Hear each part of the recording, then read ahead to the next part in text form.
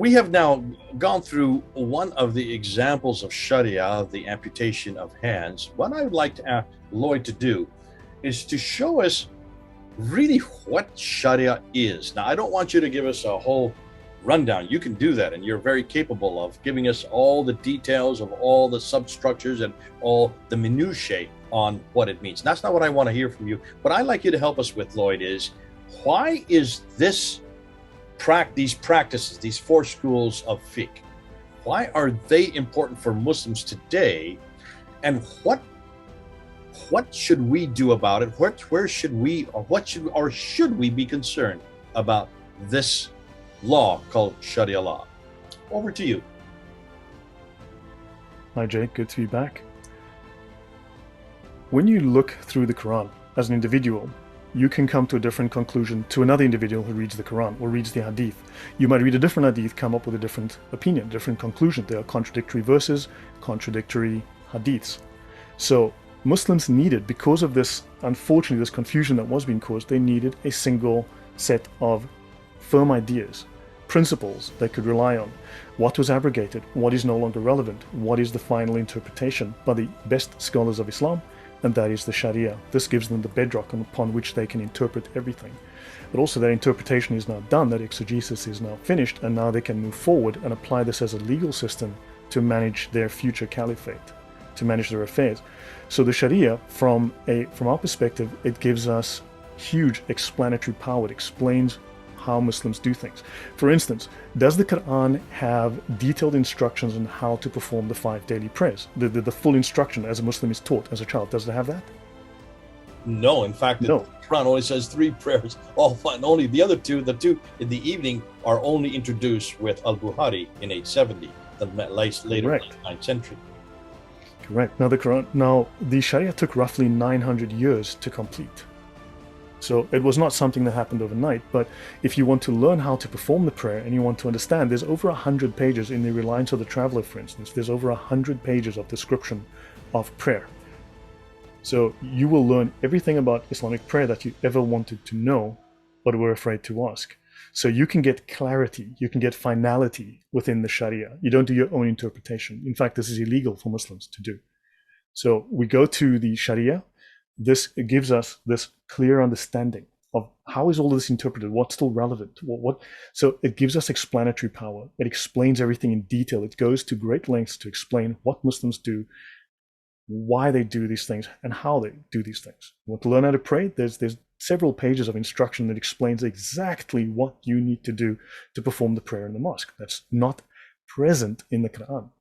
And then also from a security point of view, that being my background, this would also define threat doctrine, enemy threat doctrine. This says what are their plans on a personal level, because the Sharia happens at a personal level within a Muslim, but also on a social level within your town, your household, your village, your community, your nation, the planet. It describes all of this clearly for us. Okay, so that's obvious that it does take what the Quran is saying, expands upon what the Quran is saying, applies what the Quran is saying to a real life situation. So that's where the deen, the practices of Islam, come in, is what you're saying. It is actually how it's to be lived out, how it's to be practiced. Obviously, these are general rules. Yep. But yes, there are. But as we saw with the amputation, it has all kinds of contradictory explanations as well. So why then? Or for a Muslim, I'm a Muslim now, I'm listening to you. Why would the Sharia, why would these explanations or this fleshing out of chronic injunctions, why would that be important to me, or should that be important to me as a Muslim? A Muslim is a muqallid. He follows the doctrine of taqlid. He's a follower. So he is someone who is beholden to the law of Allah, and he submits to Allah, and therefore he doesn't. I can go into detail within the Sharia to show you that Muslims are not to apply their own thinking. They are merely to obey and not to question. In fact, to question is frowned upon. In fact, it's illegal, but also questions bring doubt. Doubt in Islam is illegal. They are just to be given these instructions, follow these instructions, do this. Doubt and anything that would cause doubt is illegal and must also be opposed vehemently. Right. So these are instructions given. We can actually go into the reliance, for instance, and cover those exact rules. Even your sense of morals. The Sharia says explicitly that you actually, may I just go there, Jay, and just actually bring that up, because that'll be very clear, if I may. Go ahead. Okay. Have a look here. It states very clearly within the Islamic law that we have a thing called the scholarly consensus. Here we have the scholarly consensus, the ijma, right? This is the ruling, the consensus ruling of all the scholars, the things they all agree upon that are binding in Islam. Notice that scholarly consensus is legally binding, right? The scholarly consensus is legally binding. Another thing that is important to note about the importance of Islamic law, notice here, it says when the four necessary integrals of consensus exist. These are the four things that say that here the scholars have consensus. They've all agreed. The ruling agreed upon is an authoritative part of sacred law that is obligatory to obey. It is not lawful to disobey, nor can mujtahids of a succeeding era, these are scholars of a following era, make the thing an object of new ijtihad, of new personal reasoning. The ruling on it, verified by scholarly consensus, is an absolute legal ruling. It does not admit of being contravened or annulled. The proof of the legal authority of scholarly consensus is that as Allah has ordered the believers in the Quran to obey Him and His Messenger, so too He has ordered them to obey those of authority among them, saying, "You believe, obey Allah, obey the Prophet, and those of authority among you." Such as when those of authority and legal expertise, the mujtahids, agree upon a ruling, it is obligatory in the very words of the Quran to follow them and carry out their judgment. And Allah threatens those who oppose the messenger and follow other than the believer's way. Does that answer your question, Jay? Go on, yeah. So I can see that there will be problems with this, and I can see where there's some comeback. In fact, I would have problems with this right away. I can understand then why the earliest scholars like the Hanafi, Maliki, Shafi'i, and the Hanbali school, how those scholars would have wanted these to be a ruling that is sacrosanct. It is sacrosanct for them. The problem with that is, why can't you not use ijtihad? Ijtihad means interpretation. Why can't you use later interpretation to change the ruling of something that is earlier? We call this progressive revelation in Christianity.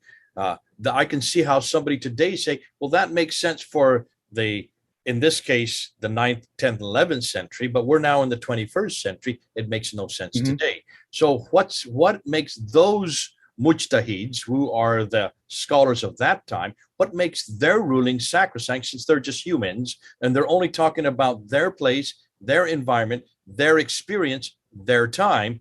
Today, we're in a new place, a new environment, a new experience, a new time, where our mujtahids today must transform it and bring it into a modern context. That would be the comeback that I would see on this. How would somebody from a Sharia standpoint? This I will cover as we go through the slides. This will be made clear. This discussion will be addressed directly. The short answer now is that the earlier Muslims are obviously the best of Muslims. What makes they were them the ones best? Closest. They're not close. This is what is stated by the words of the Prophet. But don't forget that they don't know the Prophet. None of these knew the Prophet. Look at the dates. Well, this is our logic. This is not their logic. This is 8th, 9th, and 10th century scholars. There's what we think, and there's what they say. Understand? So they prefer their personal interpretations, not our personal ideas about that. So this is what is embedded within the culture. So they believe like my mother and father speaking when I was a teenager, and they say, "We are the do what you're told. We know best." Correct. And I was saying, then you understand. Best, but you don't know what's happening today. What is relevant to me?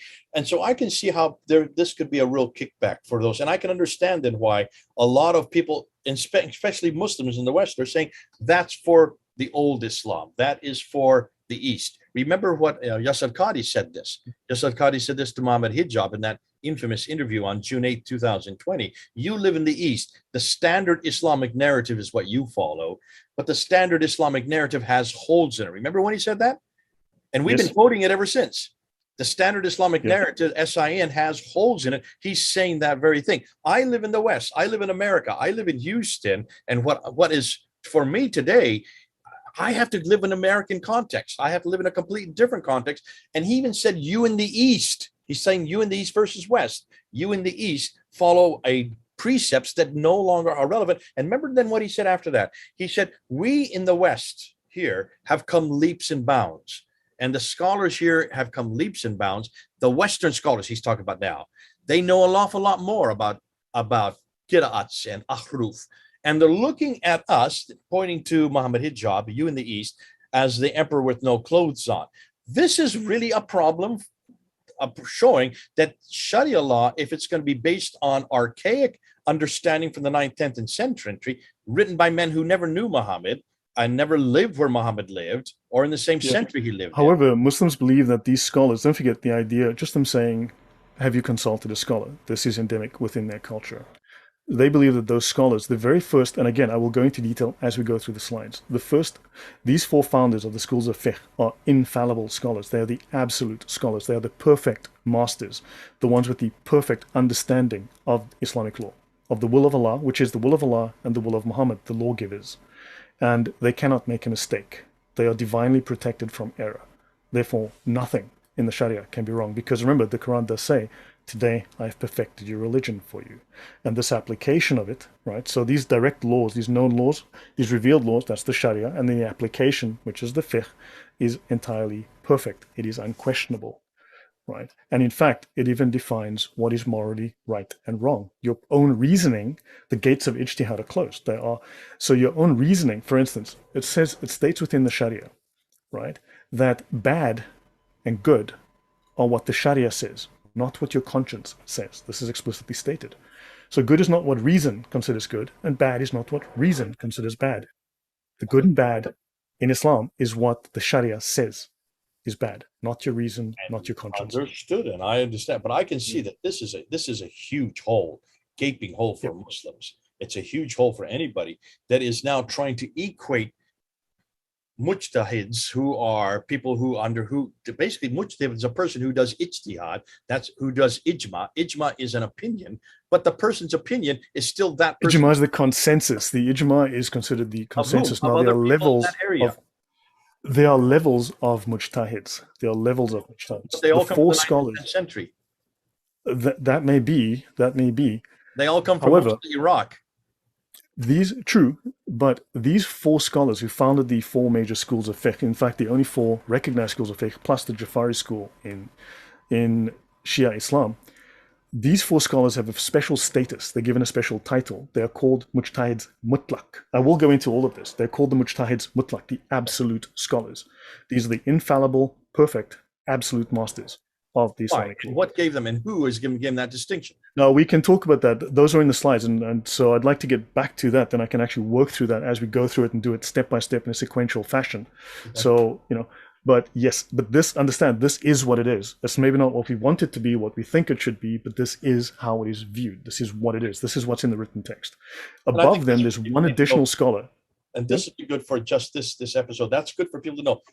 Are you all following? So what Lloyd is saying is, we can sit here and we in the West can see that there are all kinds of holes to be punched into this. It's the same problem that we saw in that interview with our good friends, Muhammad Hijab and our good friend, Dr. Yasser Qadi. So that was a very inspiring interview showing what we're talking about right now.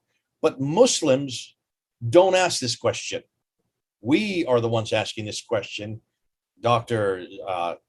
Certainly Muhammad Hijab was asking that question in that interview. And it's we who are seeing from the outside that this is going to create an enormous hole for Islam. Sharia law, by definition, is dictated by scholars, 4 of them that we've talked about so far, these 4 scholars of fiqh. There you have the Jafari school also as a 5th maybe. But the Sunnis recognize the Jafari school.